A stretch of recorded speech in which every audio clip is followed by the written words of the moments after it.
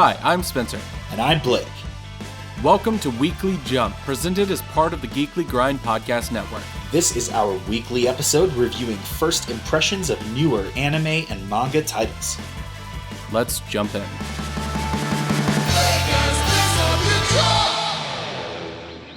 Okay, so we are here this week with another special guest who is going to be giving us a really cool tutorial on their new game. Can you go ahead and introduce yourselves? Hi, my name is Austin Smokowitz. I am one half of the design duo that's called Dr. Witcz, and our game is Robotech Reconstruction by Strange Machine Games. So, man, we had a chance to play around with some Strange Machine games over at Anime Central a couple of years ago. God, I feel like it's been forever. COVID times have really, made time go forever, it seems. Yes, it's easily messed with the perception of time. Yeah. So for people that are wondering, how did y'all get about picking up this kind of game, and what inspired this new iteration? The story that I like to tell is that so I am not with Strange Machine Games. I'm a independent, like my co-designer and I, Aaron Hansowitz, we have formed the moniker of Dr. Witcz, and we've been designing board games since like 2011. And we and in our local area, and in my local area, I live in Washington D.C. And up in Baltimore, there's a design group that would meet once a month to just like hash out prototypes and just a gathering of fellow designers to just kind of go over concepts and see how it played out and get feedback, whatnot. And while going to one of those, it turns out that the owners of Strange Machine Games also went to that group. And, after some time, obviously they have their Robotech stuff there and their demo, and they're like, play testing some Robotech stuff. And so, from that, learn that, oh, hey, they have the license to actually make the game, to make games in the Robotech universe, which, is really awesome. And I hadn't grown up with Robotech, wasn't really sure what it was, never watched the show before. And so after learning that they had that, I was like, well, I might as well just check out the show. Obviously, it did something right if it's still very made in the 80s and still very still relevant today. And so I watched the show, and it was very good. Really liked it. And afterwards went back to the owners of Strange Machine Games and was like, I see that there's a couple of game ideas here that you could get from this. And they're like, really? And I'm like, yeah. So I rattle off one, and they're like, no, we already have that covered. We have that. And then I said, well, and there's also a game that you can do with the Reconstruction era. And they're like, well, we don't have any games that cover that era right now. So put something together, and then we'll start to look at it. And now, here we are 3 years later, and we have a game. That is live, that you can pre-order right now from the Strange Machine Games website. But with that being said, let's go ahead and jump into this game. So I believe you're going to give us a run through of what we're looking at here. Yes. So this is so like I said, like this game is of course inspired from events of the show. The Robotech Reconstruction covers the 9 episodes towards the end, at the end of the Macross series. So at the end of that first arc. So here we are 2 years after the end of the first Robotech war, and things are really starting to get dicey. This game has 4 asymmetrical factions that are each fighting for control over the future of Earth. When we look at them, our first faction is, of course, the good old RDF. The RDF, as I'm sure you would be aware, they are the heroes of the show. They are our good guys. And at this point in time, they have spent all of their resources and energy just keeping the Earth alive. Because as you know, at the end of the first Robotech War, the Earth was bombarded and about 90% of everything was destroyed. But we consider it a win because the Zentradi aliens wanted to destroy everybody, and they didn't. So that's a win. But but the RDF has been working to get the planet's ecosystem back up online, making it habitable and helping to help the survivors of the attack. But since we are now 2 years later, there's a whole bunch of Zentradi civilians. So there's a whole bunch of Zentradis that have become civilians in the intervening time, because not all of the Zentradi aliens were killed. Many of them crashed on Earth and are now trying to live civilian lives. And as you know from the show, this is very foreign to them. They're doing their best, but this is all brand new. And so in this game, what the RDF really cares about is keeping these Zentradi civilians content, keeping them happy, keeping them integrated with society, because they're really worried about a rebellion.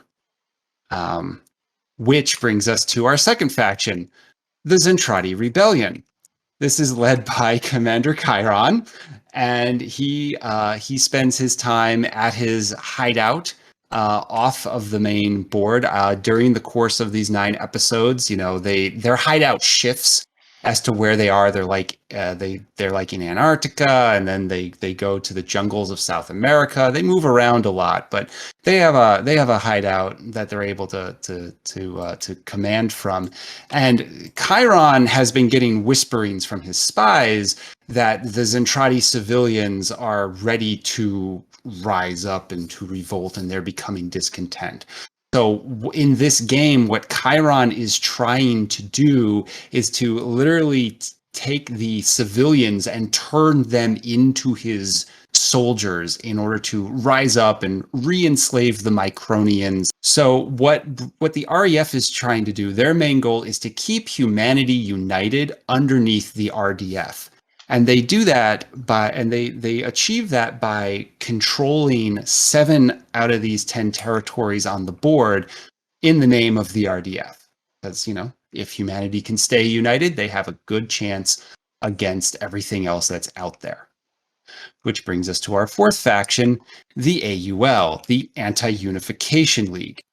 And that's right, because during this period of time, you also have a good amount of civil unrest, because the RDF has been kind of in control of everything for the last 2 years, which understandably they had to be in order to make sure that, the planet survived.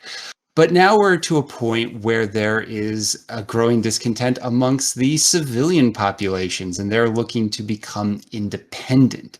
And so this is represented through the Anti-Unification League and their symbol of Lin Min Mei.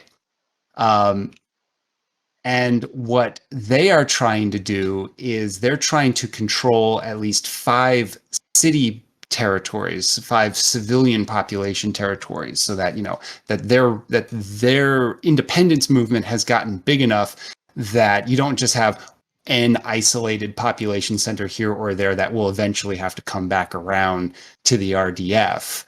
But if they can have enough independence everywhere, then it would totally change the game in the region. And so they're trying to get that foothold up and running.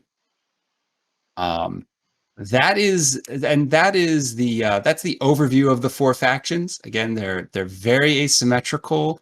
They all have different strengths and weaknesses. They all have a different goal. But one of the things that's really neat about this game is that you have really a half alliance and a half enemy, and you have a full enemy and a half enemy that you have to worry about. So from the perspective of the RDF, right, you have the Zentradi Rebellion, who is directly competing with you for the hearts and minds of the Zentradi civilians across the board.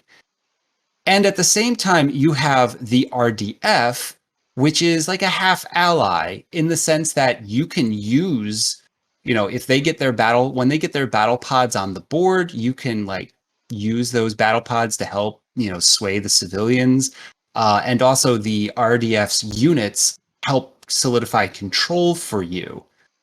So that's good. And then you have the AUL, which is, you don't want them to win, but what you're doing is not necessarily in contention with them. And it's like this and you have this pattern for every single one of the factions. Okay. Mm-hmm. And of course, I could talk about this all day, but if you guys have any questions before I continue with the next step of this, I would love to hear what you got. I'm sure. Because here's the thing: I know people are watching. People will be watching this. People will be listening to this, and I know that there's a whole bunch of rules that we can go through. But I just wanted to take for this moment to be like kind of like a top level, what you're doing, who you are. So this is a 3 to 4 player game. Okay.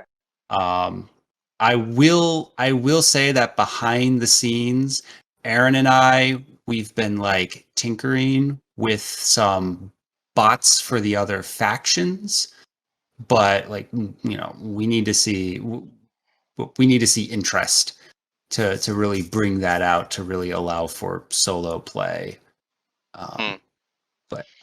But right now, base game in the box, it's a 3 to 4 player experience. And that really is the way that we want people to be introduced to this game, because of the highly interactive nature of it, that you really do want to play it with 4 people.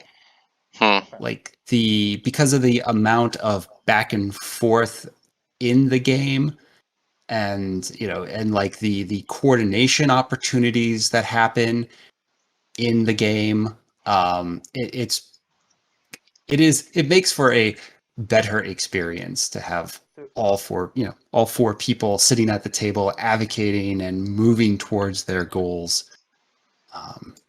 So one of the rules that we have on this game is that table talk is of course encouraged, but we prohibit people having private conversations. Like table talk is encouraged, but it all has to stay around the table, right? We're not going to get bogged down with people running off and doing stuff. Now that doesn't stop people from trying to. What I'll say is instead of like deal making, it's more like coordination, in the sense that at a high level, I talked about the victory conditions of this game, right? The AUL is trying to control 5 or more cities. The RDF is trying to have 5 or more Zentradi civilians contend. The REF is trying to have the RDF control 7 or more territories, and the Zentradi Rebellion is trying to convert 11 Zentradi civilians into their army, right? And taken off the board.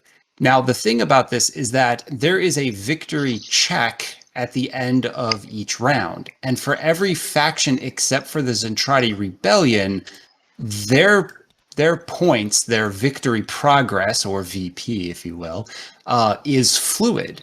And so people, because it's control of territories, and that can change that changes many times over the course of the round, is that you can have easily situations where somebody is at or above their victory condition, and players now have to figure out a way to, pull them down, preferably, or in some cases, preferably not, to take the win away from somebody while also potentially not giving it to somebody else along the way.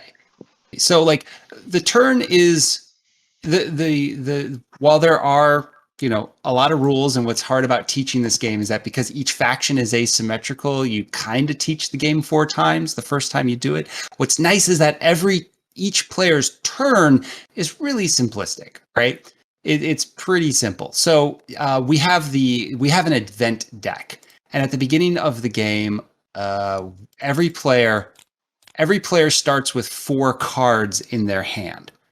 So you're at the beginning of the game, everybody's got 4 cards in their hand, and what you do on your turn, as indicated by a turn order row. So at the bottom of the board, we have this area where you see who has already taken their turn in the round, and you will see who gets to take their turn next. And when it's your turn, the things that you do is you first have the option of trading one of your cards with another player. So you look at your cards, you're like, I kind of like this, or nah, I don't like this, or you're working with somebody and you have the ability of trading a card with another player. And again, when we talk about trading, you can only do it once. Only the player whose turn it is gets to trade the card. And players are, of course, should be talking to each other, and you're able to make deals and make promises at this point as you're making these card trades. Like, I'll give you play this card on your turn, and then you'll play this card on your turn. Like you make that kind of deal with each other. And the thing to understand though about the game is that none of these deals are binding in the eyes of the game. Now, okay. But before you start thinking the wrong thing here, now it's not like I'm not saying that this is not a game of like, ooh, treacherous backstabbery, skullduggery. No. The deals that you're making with players are usually very mutually beneficial. And the only reason the game doesn't hold you to it is because this is a fairly tactical game. This is a very fluid game. So by the time that other player actually gets to their turn, it might not make sense anymore for them to play that card that they said they wanted to play. And the game doesn't punish you for that. Oh man, I love right? that. You can. I've even had the thing where I've given somebody the card, and then when it came to their turn, I'm like, don't play that card now. Don't do something else. Like, we'll hold on to that till later. Right? Yeah. So yeah, no, usually the deals made here are beneficial for most players, but the game doesn't hold you to it. And so yeah, lie all you want, but that might not get you as far as you would want, because it's really not that type of game. Yeah. So what you're going to do is you're going to take a card and you're going to play it. So once you've made the card trade, if you wanted to, it is optional. You're going to take one card from your hand and you're going to play it to the event row. Then the card itself will trigger. So every card has a unique event on it that will shake out the game, and the card itself is going to trigger, and we'll talk about how that happens a little later.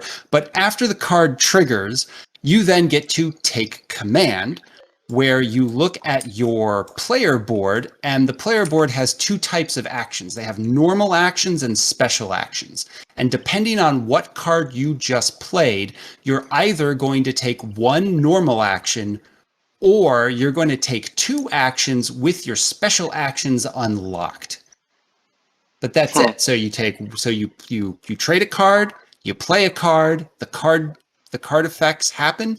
You go to your board, you take 1 or 2 actions, and you end your turn by drawing a card. That's the end of your turn.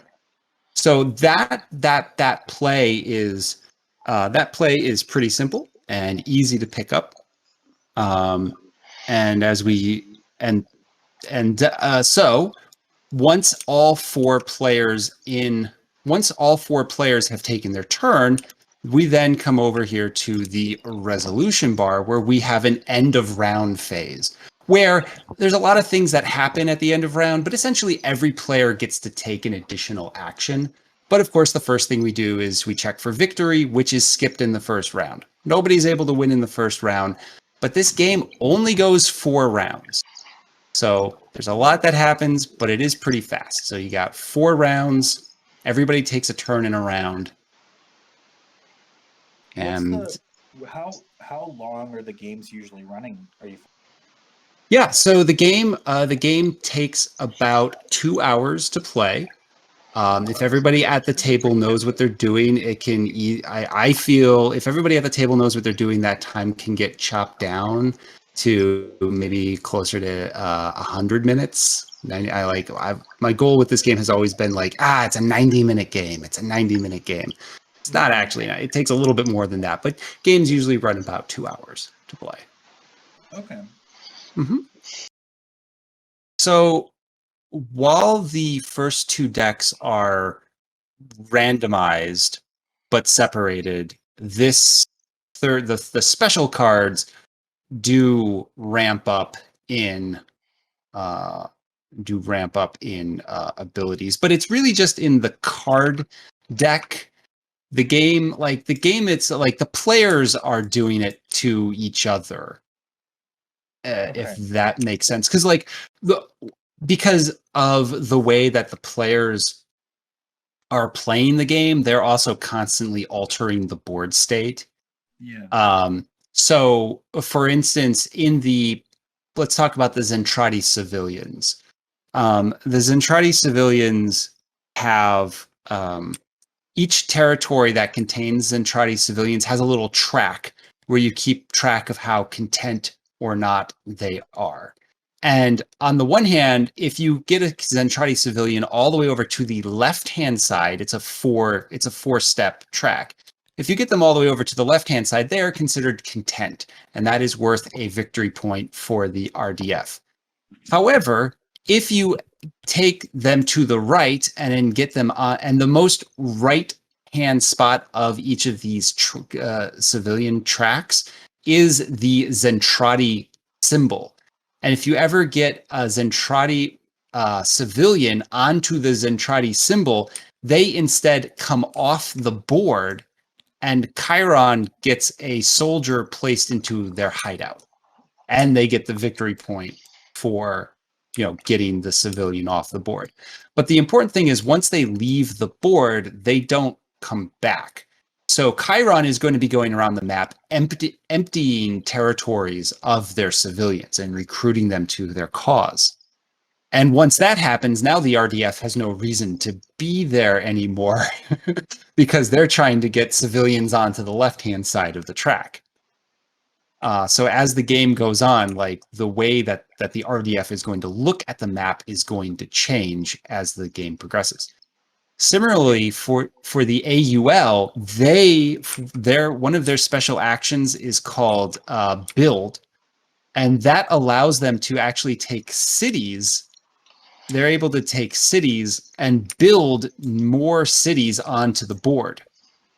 And if they control a territory that has a city token in it, that gains them a victory point as well. So over the course of the game, the AUL is going to be building more and more civilian centers, giving them more and more victory points. But that also means that you have this interesting dilemma where if one of the territories is New Detroit City, and if the AUL builds a city in New Detroit City, that is now worth 2 points to the AUL, but still only worth 1 point to the REF. But you still might want to take that so that they don't have those points of, they don't have that victory progress. Yeah. So as the game goes on, the AUL is interesting socioeconomic game. well, I mean, I think this is the cool thing, because like these dynamics, like these dynamics are taken, you see these things in the show. And I know that like when you look at the show, we're only talking about the 9 episodes. And over the course of those 9 episodes, the main thrust of the show is resolving the love triangle between Rick, Minmay, and Lisa. But all of this stuff is going on in the background. Like Monument City is declaring independence. Chiron is running around committing acts of terror. And Zentradi civilians are just up and leaving their jobs because they've had enough of civilian life.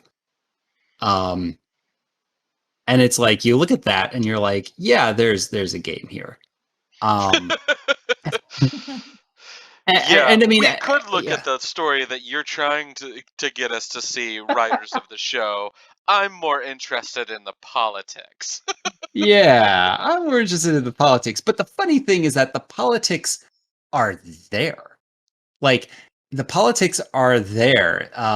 When I think there's a point in the show that's when Minmay quits her singing career, and the news bulletin, like, that makes like evening news. Minmay has gone missing. That makes the evening news. But there's also a thing along the ticker at the bottom that mentions the Southern Cross and what it's doing in the world at that time. And it's like, oh yeah, it's just right there. Like, it's there. They put it there.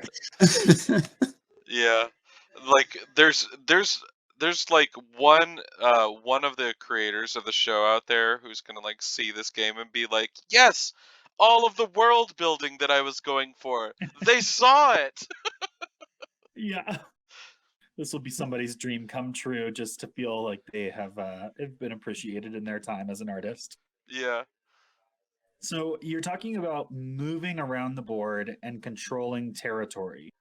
And so far, I know you haven't really talked about the various actions that the factions can take, and you've introduced the concept of event cards, but we don't quite know exactly what those do or how they affect. So I'm kind of wondering, where does this moving around the board, controlling territory kind of thing, where does that come into play? How does that work? Yeah. So ultimately, we'll talk about the idea of control, right? So on this game board, there are 13 spaces. And, like, half of this game is really an area control game. Like, there's a lot of actions that you need to control these areas in order to actually, do what you need to do or further your goals. So when you look at this board, there are 13 spaces. There are 5 land territories, and those are the Wastelands, the Northwest Quadrant, the Forest Preserve, Excalibur Command Center, and the Reclamation Sector. And there are 5 city territories, which are New Portland City, New Macross City, Monument City, New Detroit City, and Granite City. And then there are 3 zones. There's a protoculture zone, a fabrication zone, and the industrial zone that we will talk about later in the rules, but each of them have they each have a protoculture token within them. And they don't quite work like other territories because the 10 territories are what can be controlled. And what's interesting about these territories is that you determine control by counting up the pieces from one faction pair and the other faction pair, right? So you have the RDF and the REF. Their units will count together towards territorial control. And the AUL and the Zentradi Rebellion, their factions, their pieces will count towards territorial control. So when we look at New Portland City, we will see 2 military mecha, 2 AUL partisans, and 1 Zentradi covert soldier. And so control of this territory goes to the AUL, because territory control can only be the AUL or the RDF. And right now, the AUL has control because they have 3 units to the RDF's 2 units in the territory. So the territory belongs to the AUL. Okay. But meanwhile, over in Monument City, we have 2 RDF military mecha and we have 2 AUL partisans. So you have a tie between the factions, so the territory itself goes uncontrolled.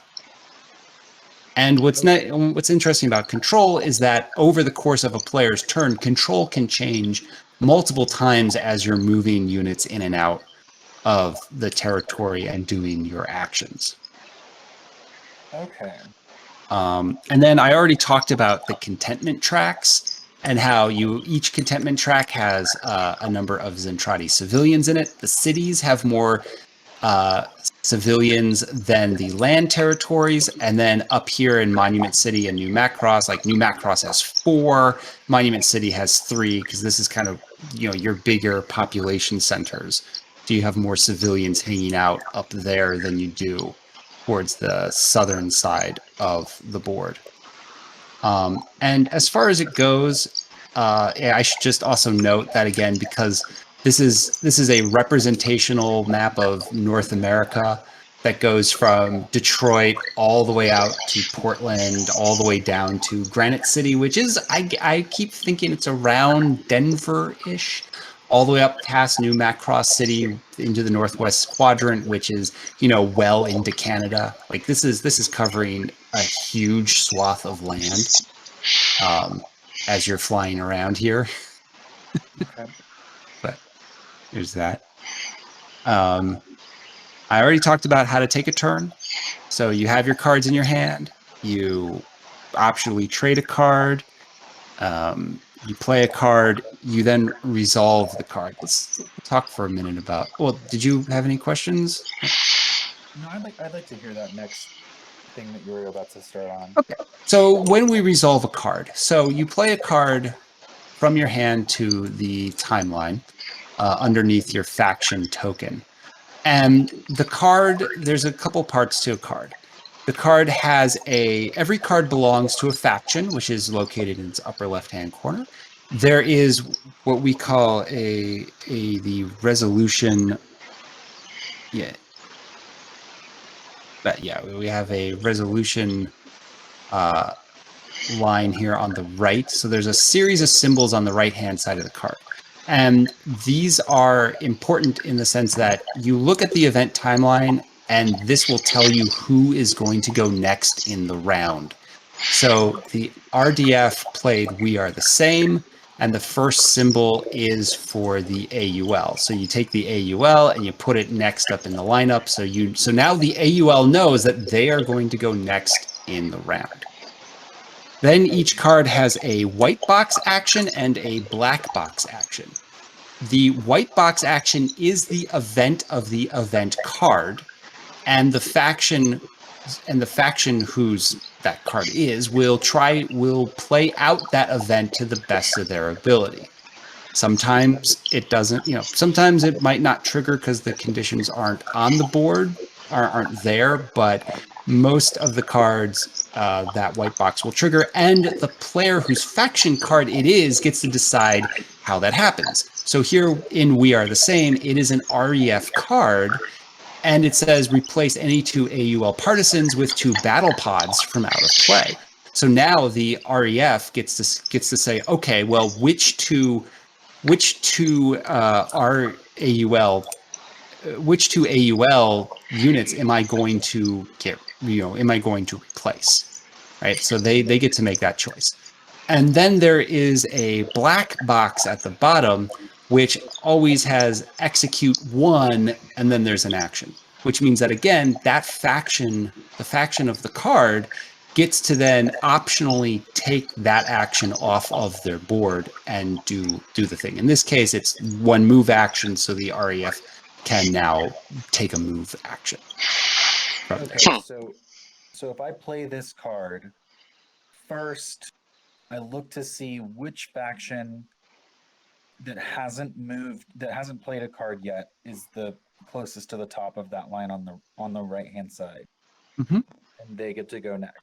And then whatever faction, regardless of me playing the card, whatever faction that card is for, does the white ability if possible, and then does the black ability if desired. That's right. Okay, and then I, as the player, have 1 or 2 actions now. So once the event card has resolved, is that when I make those action decisions? Yes. So once the card has completed, then you get to take command. Okay. Now, when you take command, as I noted before, you look at the faction card that you played. If you played a different faction card, you get to take 2 actions, and your normal and special actions are unlocked. Now, if the RDF had played their own faction card, so if, say, they played Propaganda Drive instead, the white box action would still resolve. But of course, since you played the card, it's your card, you get to decide how it plays out. But then, because you played your own faction's event card, we ignore the black box action. Oh. We just say that doesn't happen. Instead, you ignore the black box action and you move straight to being able to take one normal action off of your board. So if you make that trade-off and say, okay, I'm going to play my own faction event card, then that event card must be worthwhile for you, because it basically counts as your second action when you take command. Okay. So Mhm. the black box is only available to a player who is not of the faction person who played that card. Mhm. Okay. That's right. And then what are the types of actions that players will be taking after they've played cards? That's perfect. Good question. So we are at that point in the rules teach. I'm going to go round robin and kind of explain what all of these factions are. But let me just say that from a top end perspective, we have really two types here. We have Zentradi-like actions, and we have human-like actions. So the Zentradi tend to do things in a certain way, and the humans tend to do things in a certain way. So there's going to be some similarities between them. And I like to start by talking about move, the move action. So the way that Zentradi factions use their move action is that they are protoculture intensive. The main resource in this game is protoculture. Just as in the show, protoculture is the thing you use to get stuff done. And each faction has their own starting amount of protoculture. The AUL starts with 5, the REF starts with 10, the Zentradi Rebellion has 15, and the RDF has 30. And we have a little protoculture track. We have a little protoculture board that allows you to keep track of your protoculture. And nearly every action in the game will require you to spend protoculture as you go through your turn. Okay. So when we're talking about the move action, the way that the Zentradi factions work is that they go on a one-to-one basis. Every time they move a unit, they are going to be spending a protoculture. When we look at these boards, there's another helpful thing to understand is when you take command, you are going to be selecting one or two different actions off of your board. And the way that, and so when you have the two actions available and your entire board unlocked, you're able to take actions. You always take actions one at a time, in the sense of if you select move as your first action, you will move until you are done moving, and then you will select a different action. But you don't have to take move first, even though it's at the very top, even though it's the first thing on your list of things. Each action will have, some actions have a little circular arrow. It has a little circle with two arrows chasing each other. That means that the action is repeatable. So if I select the move action, it is a repeatable action, and that means I get to continuously take that action until I don't want to anymore. Okay. And so you can move sort of as much as you want as your one action. That's right, for your first action. So for my first action, I say I move, and then I just move. When you move, and this is when you move on the board, each space is connected to various other spaces. So at the start, we'll stick with the REF. They have their flagship in the northwest quadrant, and when you move on the board, you're able to move to any adjacent territory or adjacent space. So the northwest quadrant has a lot of spaces it can move to. It can go up to the industrial zone, New Macross City, Excalibur Command Center, the Forest Preserve, Granite City, the Fabrication Zone, the Wastelands, or New Portland City. They get to touch all. They have the ability to move to any of those spaces, and when you do, you just move it over. The flagship, the REF flagship, also has basically your player board also has the space inside of your flagship. So there's a assembly space and a constructed space. Because the idea is that after the war, there's a whole lot of machinery sitting around, but as we know that the Zentradi are not very good at repairs. So even though they have the material, they need to reconstruct it and make it available for them to drop down onto the planet.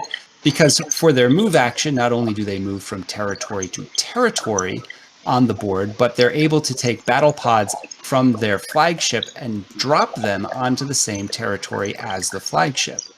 So as the flagship moves around, it's also moving with it all of the battle pods sitting in its constructed area. Also, battle pods on the same area as the flagship are able to move back up into the constructed spot of their player board. Do you have to roll movement in order to drop those, or is that a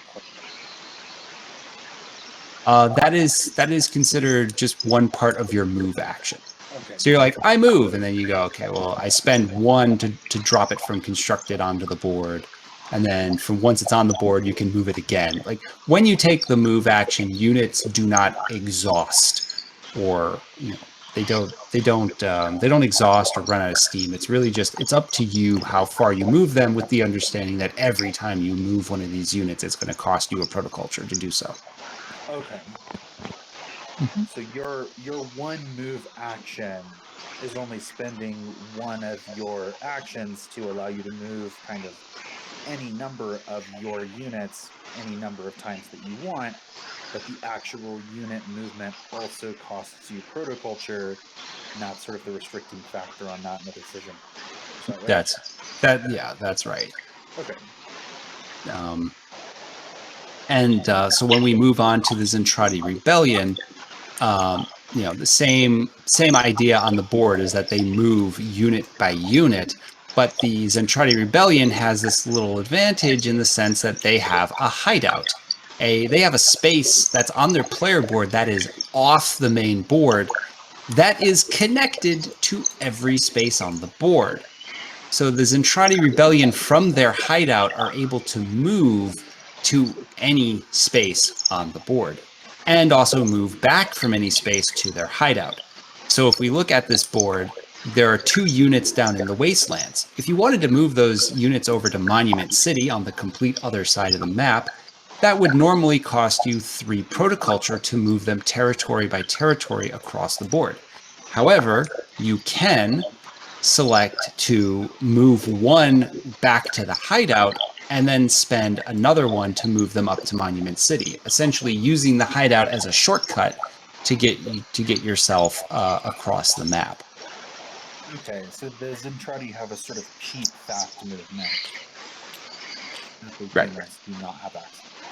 That's right. They have this little extra space off the board that nobody else has access to. Okay. And then when we start talking about the humans, though, the humans do things a little differently. The humans will move not on a unit-by-unit basis, but they move on a territory-by-territory basis. So for the human factions, they also have move actions, and their move actions are repeatable, so they're able to continue to do it again and again. But what they do when they move is they select a territory. So if the AUL selects New Detroit City, there are 2 AUL partisans within New Detroit City. And because they said, I'm going to move and I'm going to select New Detroit City, they can now take these partisans and they can move them to any adjacent territory. They can split them up, they can keep them at home, they can move them as they wish. So if you're a human faction and you have a lot of units on one space, you just say, I'm going to move New Detroit City, and then all of those units get to move for that singular cost. Okay, so the humans can kind of roll out more efficiently from one location. Do they have to move if you select that? Or, no. They do not have to move. And like before, the units themselves do not exhaust. So if the AUL says, oh, my first move will be New Detroit City, and then one will stay put, but the other one will move up to the Forest Preserve, and then you say, yeah, I'm going to move again, and I'm going to select the Forest Preserve, and this unit is going to keep marching across, marching across into the Northwest Quadrant. Okay. So, because again, this is a representation of basically a whole swath of land of North America. You just imagine these small troops, these small units just kind of marching across, moving across quickly across the landscape, more or less undetected by their rivals as they do so. And of course, as you move these units around, like if I had moved one unit from New Detroit to the Forest Preserve and then up to the Northwest Quadrant, the Northwest Quadrant now has the AUL Partisan and the REF Flagship, which means it's a now 1-to-1, and the Northwest Quadrant becomes uncontrolled. At the same token, New Detroit City has one military mecha and an AUL Partisan, which means the territory becomes uncontrolled. Okay. So, so that's just like as you're moving things around, these things are updating kind of in real time to your Okay. actions. Cool. So most of the factions are ultimately trying to move their troops in such a way that they control, X number of spaces. And that's kind of the overarching, I guess, game plan for those factions. Is that right? Particularly for the REF and the AUL, because their main goal is territorial control. Their big thing, their main goal, their way of winning the game is by controlling territories. So they do really care about that. However, when we talk about the Zentradi Rebellion and the RDF, in order to take what we call take an influence action, which will allow them to shift the Zentradi civilians around to how they want them, they also need territory control of that territory that they're in, that they're going to use the influence action for. Okay. So even this this influence game that these other two factions are playing, they still heavily care about territorial control, because that allows them to pull off the moves that they want to do. Okay. So they're sort of consequently getting in the way of the players who are focused on controlling territory in order to accomplish their own goal. Yeah. Or vice versa, in the sense of like, oh, I really want to take this area so that I can influence these. But if I do, then I'm giving control to this other faction that might win them the game, Yeah, okay. Like we've done the thing where the REF is riding at like 6 territories. They're one away from winning, but the Zentradi civilians that the RDF really want are in that AUL controlled territory. And now the RDF is like, I can't just bust in there to take it, because then I might not get the win, and I'm actually giving the REF the win. I'm putting the RDF in a winning position just to slightly advance my own.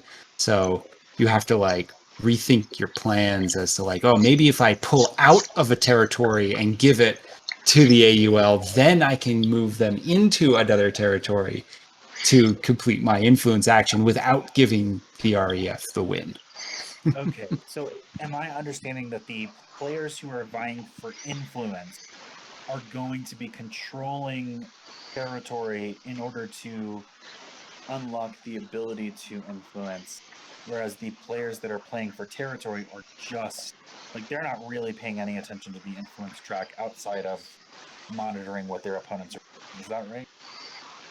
That's right. Though, of course, they will be monitoring hard, because while each faction is good at doing what the other factions wish they could do good, one way to put it, like the thing, obviously for each faction, it's a game, so the thing you are trying to accomplish is a little bit harder for you to accomplish than other players.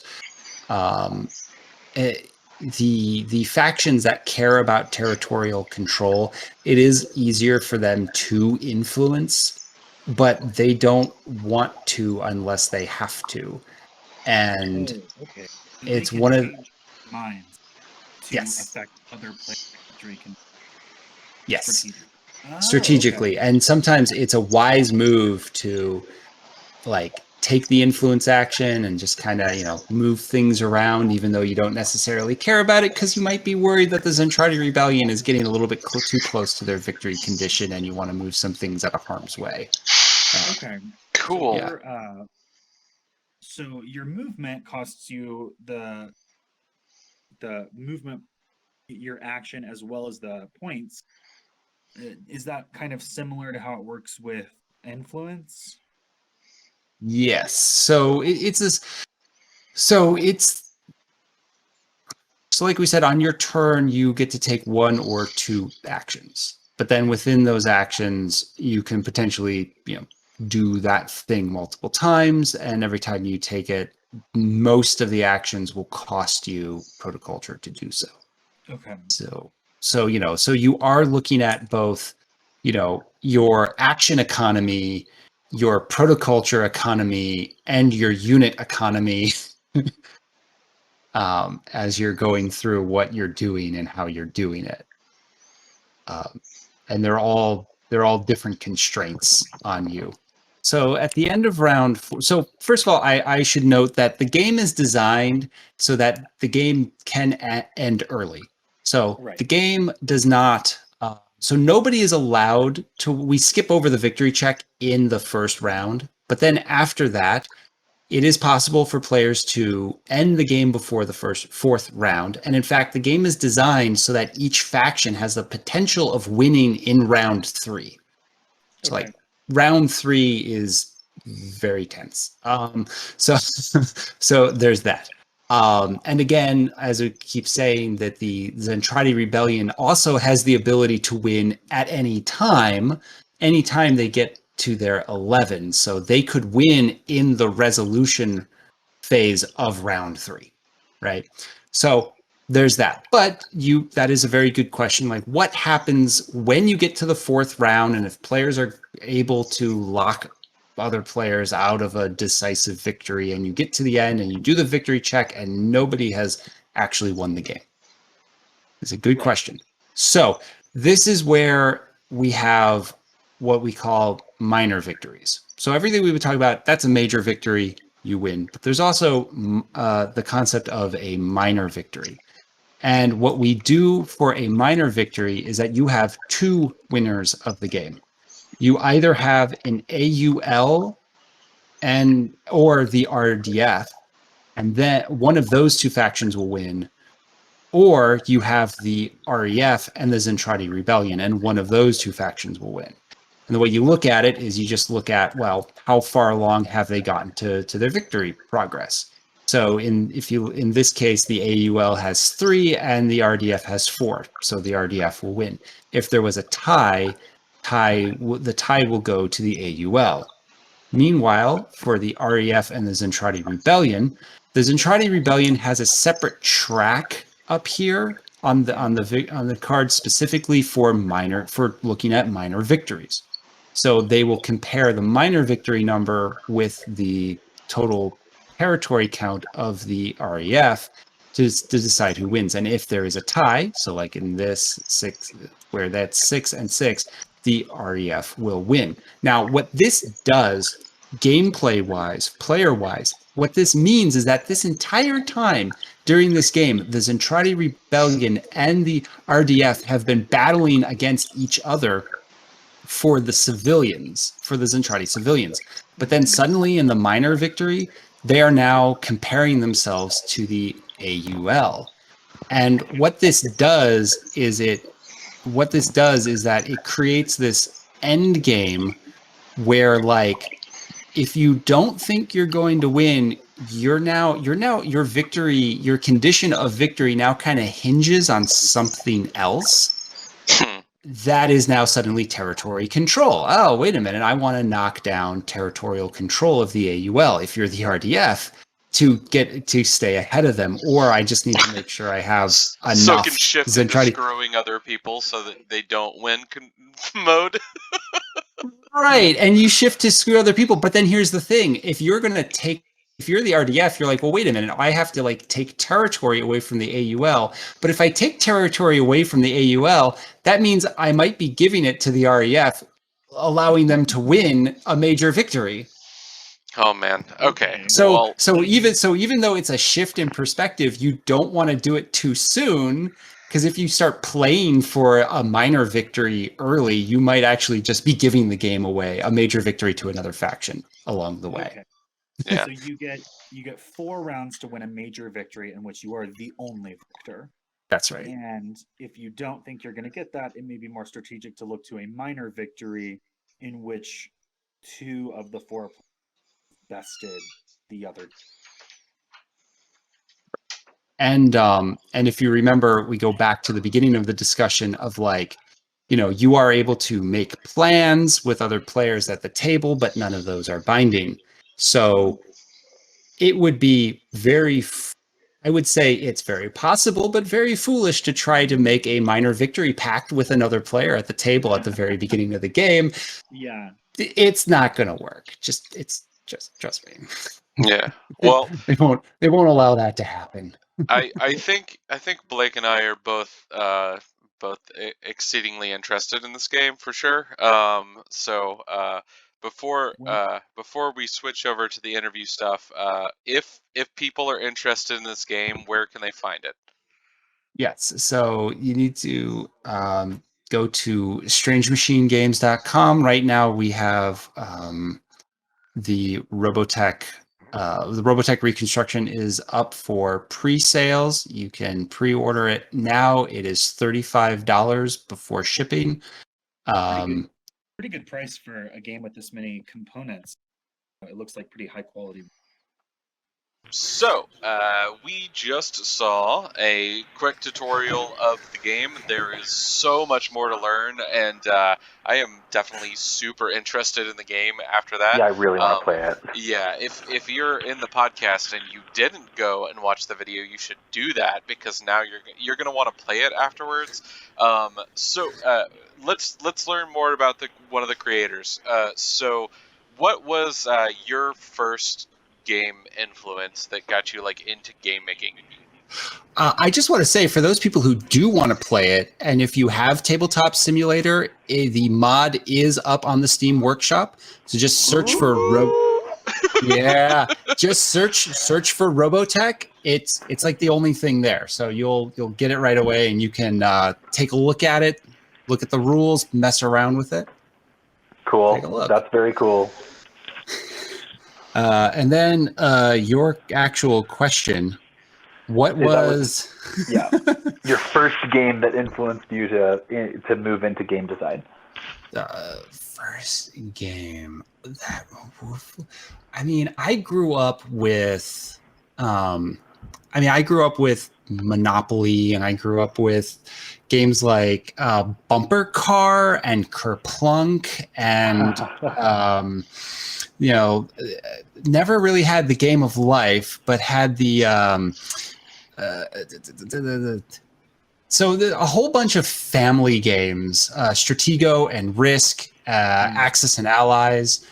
Nice. Early on, as we went through high school, we have there's this great little thing where I went to high school in Saline, Michigan, which is a pretty small town outside of Ann Arbor, which we like to call a suburb of a suburb of a suburb of Detroit.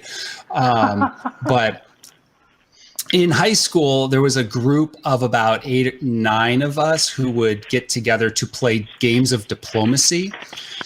And after doing that for a while, we discovered that there were, online tournaments. They would do these annual online tournaments for diplomacy players. And because there were so many of us in one area, typically when they did this global call for diplomacy games, you would have like whole regions being represented by a group of 7 players, and there were only like 4 or 5 cities that could claim to be in this tournament as like a team. And you had like New York, you had London, and you had Saline, Michigan, as one of those groups. It's just us and our friends. We're like, we're doing this. That's amazing. And like we were mocked for that a little bit. They created they created a flag for us that was like eye drops because, you know, a saline as opposed to saline, and you know, but this is quality pun humor that happened inside of this world. Oh yeah.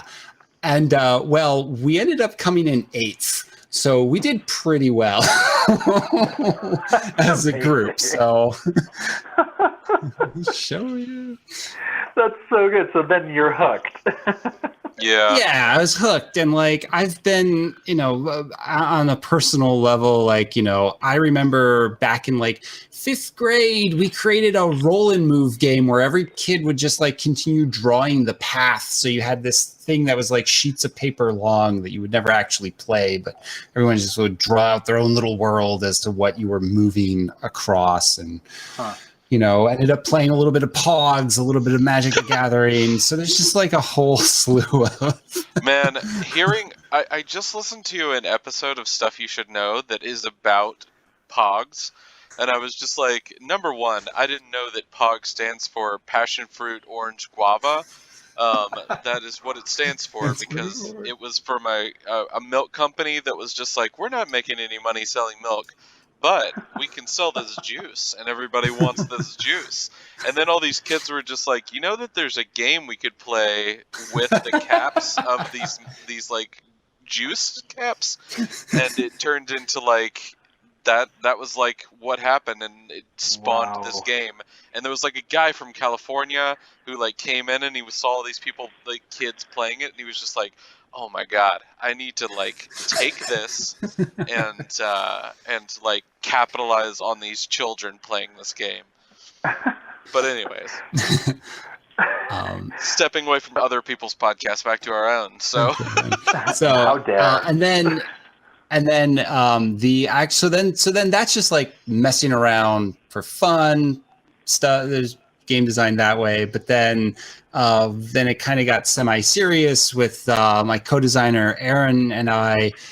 We really started in what was it, like 2013, something like that, where we really started working on board game design because, you know, great story. We're at his bachelor party, and we're doing a thing where we're outside, we're playing basketball outside, and it's in July, and we're in DC, and it's like the hottest day of the year, unfortunately. So we get to a point where we're just like, okay, we're not going to do this anymore, but we're outside, like what are we going to do? And so Aaron and I just start spitballing a game that we could play using like rocks that are like around the pavilion that we're at, and we're like, okay, and this is how this would work, and you know, we start putting stuff together there. And granted, the game didn't get played there, but we ended up continuing to develop it afterwards. And we're like, you know what? We actually work really well together as a team, and we should keep doing this. Man. Okay. And then you kind of alluded to how you got into making a licensed Robotech game in the first part in the rules section of all of this, but yes, the rules we're talking. in case people missed it, it was also a pretty brief introduction. I'm kind of curious about how you get from there to here. Yeah, so been designing for a while, and like one of the things that is because there's a bunch of smaller game companies. What will happen is, which are usually like independently owned and operated. So what they will do is they need people to play test their games, at least at a regular clip. And it's always good to have like other designers play your games as well. So in this region, so I live in DC, but we called ourselves the Townsend Group, which is up like in northwest of Baltimore, and the owner of he's gonna kill me if I get the name wrong. Second. Do you need like a moment to Goog? Yeah, I don't know if you're able to pause, or are we live now? Yeah, I can cut this out, man. Okay. I can goog.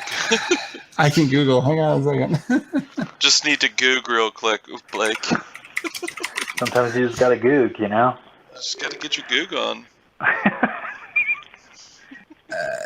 That's how she got her goog back. Part 2 electric googaloo. Dude, I can't cut any of this out. It's all quality. You just throw it at the end. Oh, God. Okay, so the owner of Escape Velocity Games was doing a once a month thing up in Townsend. We were calling ourselves the Townsend Group, and we always wanted to make T-shirts, but we never got around to making T-shirts before the pandemic hit, so that never happened. But I would go there, and the owners of Strange Machine Games would go there, and I learned. And so by going there, I learned that they had the license to make games for Robotech. And I, as a person who does like anime, who admittedly hasn't watched a whole lot of anime, but they're like, yeah, we have the license for Robotech. And I'm like, I've never seen Robotech. I should watch Robotech. So I went and I watched Robotech. And I was like, okay. I came back and I'm like, okay, I got 2 really good game ideas out of this. And I explained the first one and they're like, no, we already got that. They're like, no, they got that. And so that is the Attack on the SDF one, which basically walks you through just about all of the Macross saga as you go through it, like episode by episode-ish, episode-ish by episode-ish. Very cool. And it's like, okay, cool. And then I'm like, so then there's this other one, which takes place in the Reconstruction era. And I started explaining like, you got your 4 factions and they all want different things. And he's like, okay, we don't have anything for the Reconstruction era. If you think you have something, just put it together and come back to us. And that was back in like 2018. So this game has been in development for the last 3 years. Yeah. Now we're fine, and like I said, we're now finally up for pre-sale. You can get it at StrangeMachines.com. Man, What point? But for that story though, the important thing though is that it's not like we're like, oh hey, we think this would be a game. It was more like, what does the show give you? You know, what is the storylines of the show and how can that be turned into a gamematic experience for people? And so what this game is really showing off is really that turbulent, like it's only 9 episodes of the show, but it basically takes place over a year and a whole lot of stuff happens over that period of time. And so, you know, and so like that's how this game came about. You know? Man, that's cool. I really like to hear the origins of stuff like this, especially like creators that are making stuff that is like not creators that you always hear from. You know, like tons of people know all of these like, you know, all of these different games that they're going to, and a lot of them will know the original stuff, but not a lot of people think about like the gameplay that's being put into it. I don't know. I'm just fascinated by it. But with all that being said, again, you can definitely buy this at go buy your pre-sale of it. If you are going to be anywhere, we will definitely keep up with this. So if they're going to be at any cons or anything over the course of the next year or so, and we hear about it, we will let you guys know. Again, thank you so much for showing us this and giving us like so much time to check out this game. Well, thank you for sitting around to do it. And as you can see from the, if you watch the video, you can see that we did not get through everything there. There is a lot to go over. There's a lot to chew on. But if it sounds interesting, the actual turn-by-turn motions, the turn-by-turn mechanics of it is actually very fluid. And you have a lot to chew on. You know, you have a lot. It is a strategic game. You have a lot to think about, both in this turn, the next turn, what other people are going to be doing. You're playing other players as much as you're playing the event deck, and and by your own limitations and actions. So, you know, Check it out. Cool. Yeah, Yeah, it sounds definitely great. check it out. And then I think you said at the end of the video, so say again where to go to get that order. You want to go to strangemachinegames.com/Robotech-Reconstruction. We'll get you straight to the page. But if you go to strangemachinegames.com, there's a Robotech Games tab that will take you to it. Where, And maybe buy both of them, and then you can just play the whole show. Yeah, the whole show. All right, thanks again. Thank you so much. Blake and Spencer Get Jumped is made by Forever Summer Productions and presented as part of the Geekly Grind podcast network. Sound editing is done by Rashad English. He's our level 13 sound wizard. 13? Did he jump even more levels? He gained a lot of experience by defeating the Dark Lord of Smooth Jazz. Do you mean Chuck Mangione from King of the Hill? Rashad is the king of the hill now. Damn it, Bobby. Anyway, our podcast is ad-free, and if you want to keep it that way, please consider supporting us on Patreon. Follow us on Twitter at B&S Get Jumped, Like us on Facebook at facebook.com/Blake and Spencer Get Jumped. or talk to us on Reddit at reddit.com/r/getjumped. Also, we have a Discord server. You can find the links to that on all of our social media platforms. If you like the show, please like, subscribe, and leave a review. Reviews help other listeners find our show. New review episodes come out every Monday, and new rewatch episodes appear every Friday. And hey, thanks for listening. Hello, my name is Jeremy Snow, owner and editor-in-chief of the Geekly Grind. We interrupt your awesome, regularly scheduled programming to ensure you're aware of the Geekly Grind podcast network, of which this show is a treasured member of. If you haven't had a chance to check out our site, you can do so at thegeeklygrind.com, and while you're there, take a look at the other members of our steadily growing podcast family, including the anime-centric Blake and Spencer Get Jumped, discovering new heroes on Comic Book Keepers with Chris and Lance, exploring the vast universe of geekdom with Geeksploration, or appreciating animation's finer details with JD's Ink and Paint Club. Escape your weekly grind at the Geekly Grind.